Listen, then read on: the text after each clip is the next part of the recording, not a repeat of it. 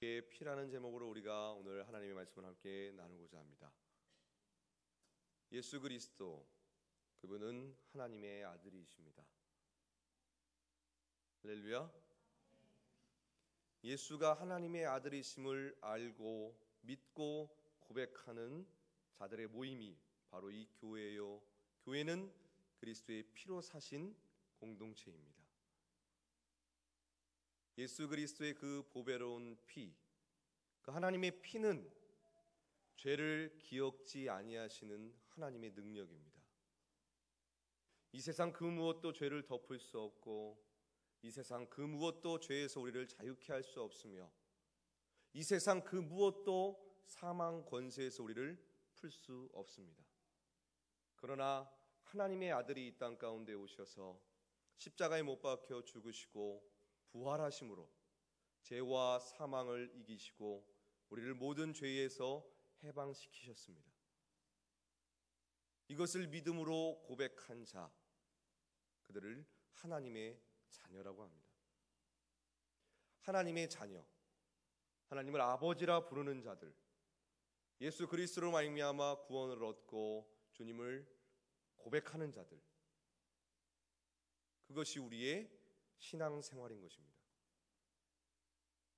이 세상 수많은 종교들은 행해야, 때가 돼야 확실치 못하다라고 말하지만, 기독교는, 예수 그리스도 안에 있는 우리는 구원의 확신을 가지고 시작합니다.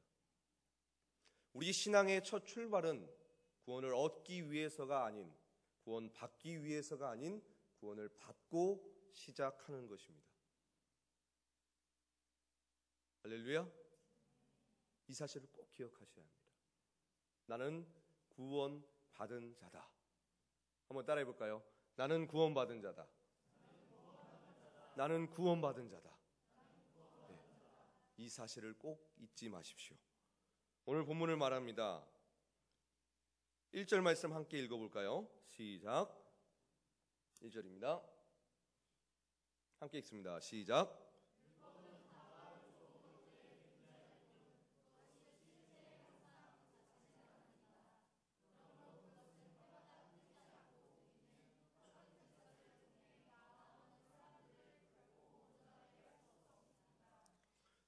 성경은 우리에게 율법이란 것과 은혜와 진리, 복음을 말하고 있습니다. 둘 다 거룩한 말씀이요 하나님의 의입니다.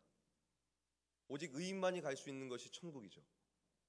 그래서 하나님은 우리에게 의를 주셨고, 구약은 율법이라는 의를 우리에게 주셔서 행함으로 말미암아, 순종함으로 말미암아 의로워지라고 말씀하셨습니다.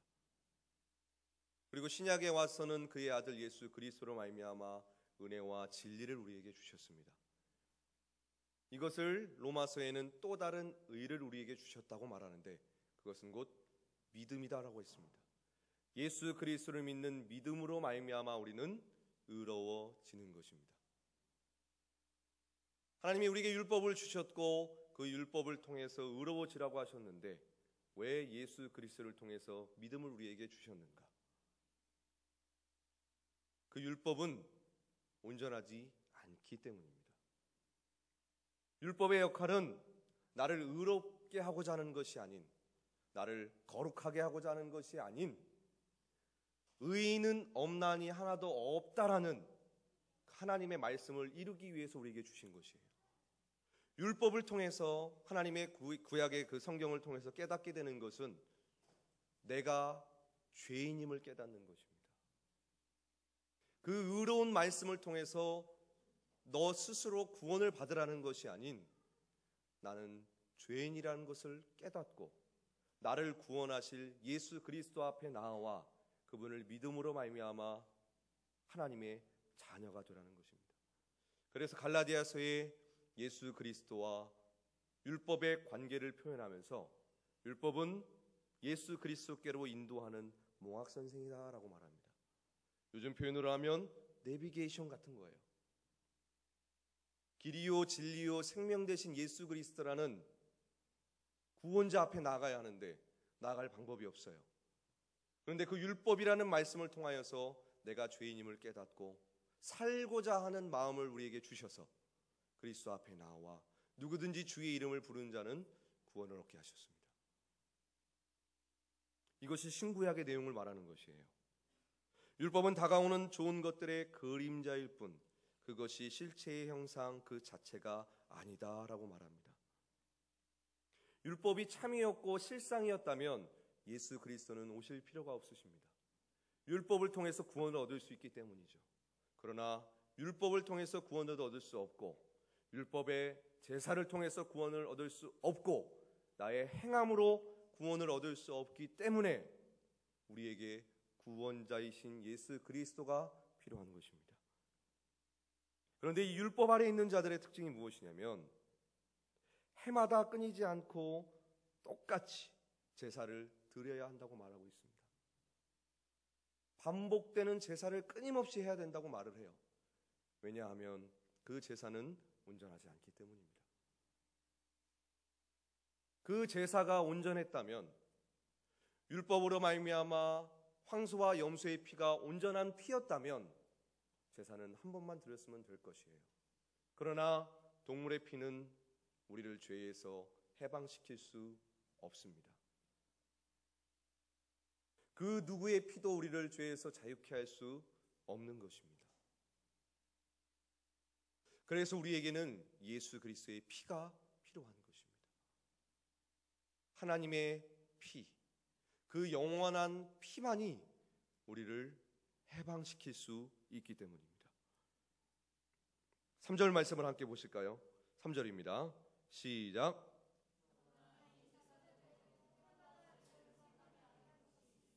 (4절까지요) 시작.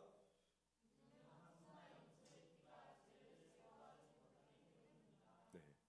여러분이 너무나 많은 경험을 했을 것입니다. 율법 아래 있게 되면 어떻게 되는가?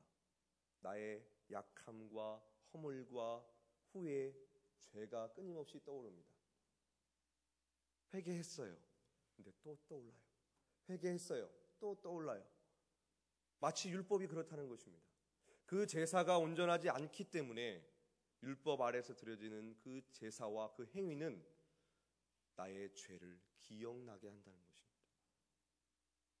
그러나 그 기억 속에서 그 죄책감 아래서 그 죄에서 우리를 해방시킬 수 있는 분, 그분이 바로 예수 그리스도라고 성경은 다시 말하고 있는 것입니다. 우리 본문을 통해서 알 수 있는 사실, 율법으로 말미암아 드려지는 황소와 염소의 피는 온전하지 않다는 것입니다. 히브리서의 특징이 무엇이냐면 예수 그리스도와 천사를 비교합니다. 1장에 보면 예수 그리스도의 이름과 천사의 이름을 비교합니다. 또 동물의 피와 예수의 피를 비교합니다. 대제사장과 대제사장이신 예수 그리스도를 비교합니다. 그들보다 구약에 나오는 제사장, 선지자, 피, 예배, 제물, 그 모든 것들이 예수 그리스도보다 낮은 것이다 라고 말을 해요. 그것이 실상이 아니다 라고 말을 합니다. 그리고 너희는 성경을 통하여서 예수 그리스도가 참 제사장이시요 참 진리시요 보혈의 능력이시요 구원자이시라는 것을 알라라는 것입니다. 예수 그리스도가 이 땅 가운데서 오셔서 우리를 자유케 하셨고 해방시켰다는 사실을 성경은 우리에게 다시 한번 상기시키고 있습니다.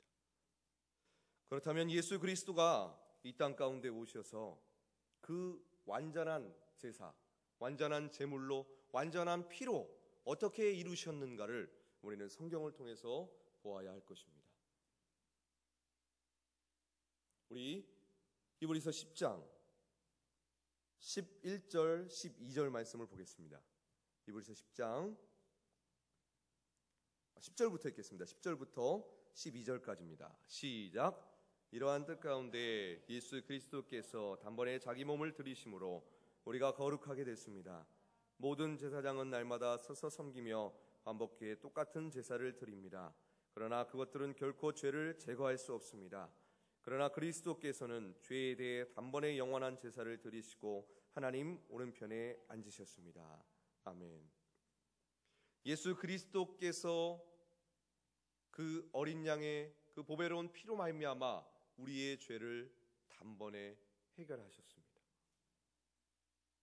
성경은 단번에 해결했다고 말하지 이루어질 것이다, 때가 되면 집사님이 되고 장로님이 되면 죄사함 받아서 구원에서 가까울 것이다 라고 가르치지 않아요. 예수 그리스도를 믿는 그 순간에 우리가 모든 죄에서 속죄함을 받는다고 성경은 말하고 있습니다.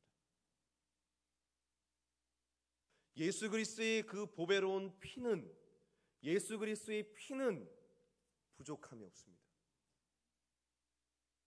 그 피는 영원한 피인 것입니다. 저랑 친한 분이 혈액원 원장님이세요. 네. 그래서 피에 대해 관심이 많으십니다. 혈액 원장님이니까 당연하겠죠. 네. 헌혈하시는 걸 제일 좋아하세요. 네. 근데 얘기를 들어보니까 그 피를 헌혈하고 나서 아무리 잘 보관해도 3개월을 넘기기가 힘들다고 합니다. 그래서 계속 헌혈을 해야 되는 거예요. 헌혈을 해서 깨끗한 피를 가지고 다른 사람의 생명을 살리려고 그렇게 과학 기술이 있고 깨끗하게 하려고 하지만 유통기한이 있습니다. 영원하지 않아요. 그러나 예수 그리스도의 피는 유통기한이 없습니다. 그 피는 어제나 오늘이나 영원토록 동일하다라고 말합니다. 2000년 전에 십자가에서 이루신 그 구원의 사건, 우리의 죄를 사하시고 우리를 자유케 하신 그 놀라우신 사건은 지금도 내게 역사하신다는 사실입니다. 우리가 한 달에 한 번씩 성찬을 합니다. 이 잔을 마실 때마다 예수 그리스도의 피가 나의 모든 죄와 허물을 사했다는 것을 다시 한번 기억해내는 거예요. 구원 받으려고가 아닌 구원 받았기에 감사함으로 그것을 다시 한번 떠올리는 것입니다. 우리가 주님의 보혈의 능력으로 말미암아 죄에서 자유한다는 그 사건은 천지 창조와 심판의 그 사건보다 더 위대한 것입니다. 하나님의 아들이, 하나님이 말씀이 육신되어 이 땅 가운데 오셔서 우리를 위해, 여러분 자신을 위해, 나를 위해 피 흘리신 사건, 그 하나님의 피가 우리에게 주어진 사건, 그 무엇도 비교할 수 없는 것이에요. 그 피가 지금 내 안에 역사하고 있다는 사실입니다.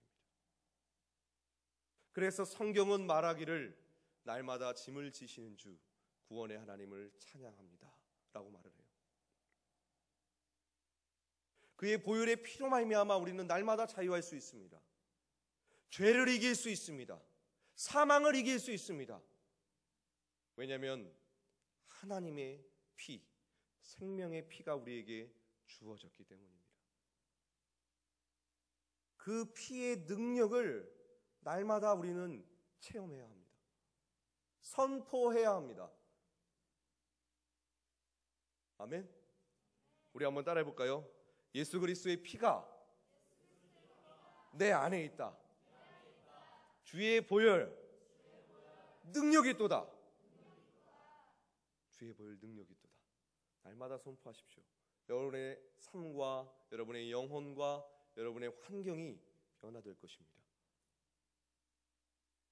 요한계시록 12장 11절엔 이렇게 말을 합니다. 우리 함께 읽어볼까요? 요한계시록 12장 11절 말씀입니다. 시작.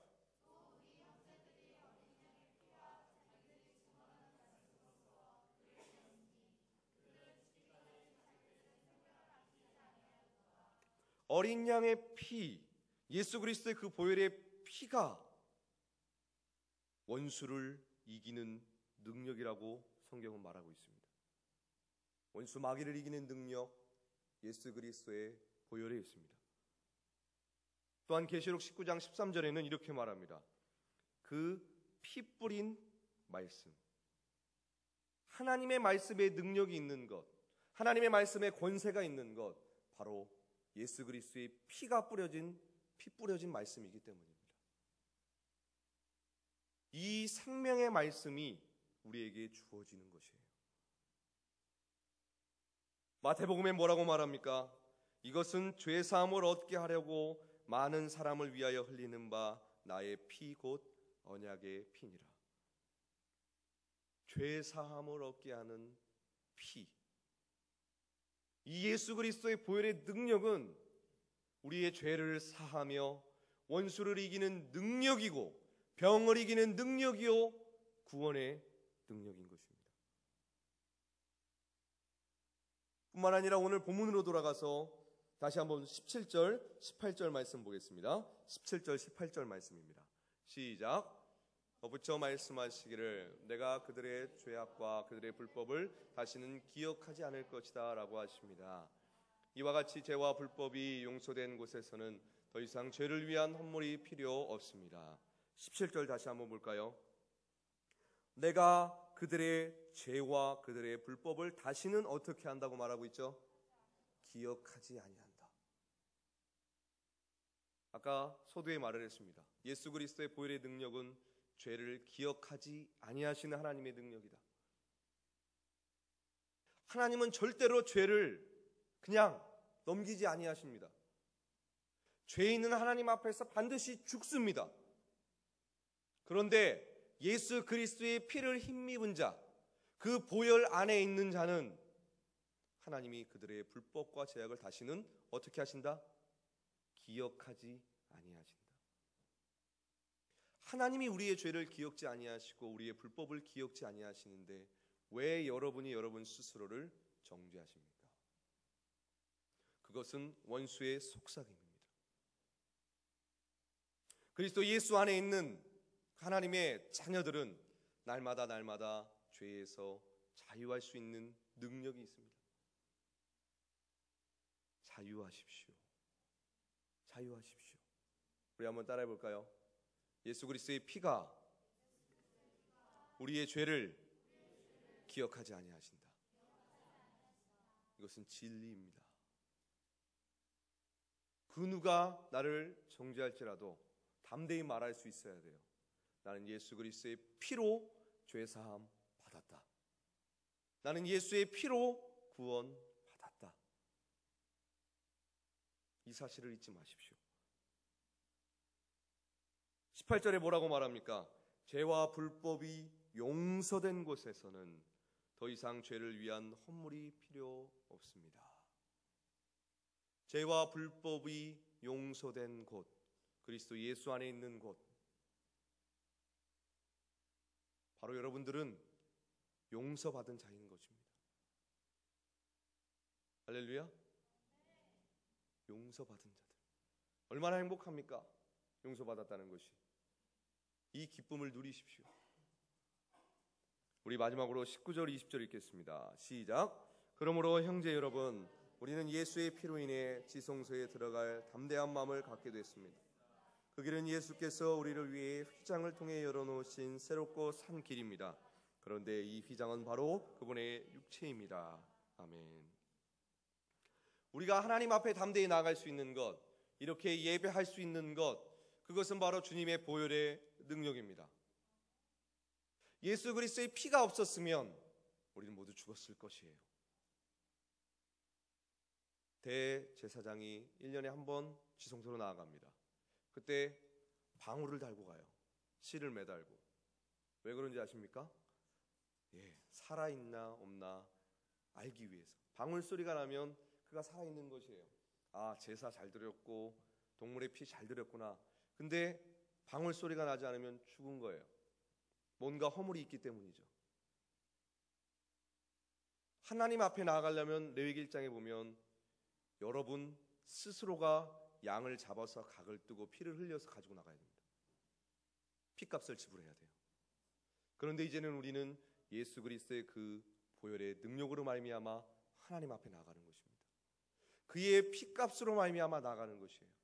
그의 피가 우리의 영혼을 안전하게 하는 것입니다. 그래서 성경은 말하기를 예수 그리스도는 우리의 담력이라고 말합니다. 여러분의 담력은 여러분의 직장과 명예와 물질과 힘이 아닌 예수 그리스도의 피가 되어야 할 것입니다. 그것이 새롭고 산 길이다라고 성경은 말을 하고 있습니다. 새롭고 산 길이신 예수, 그 보배로운 능력을 날마다 의지하고 승리하는 여러분 되시기를 주의 이름으로 축원합니다. 우리 함께 기도하겠습니다.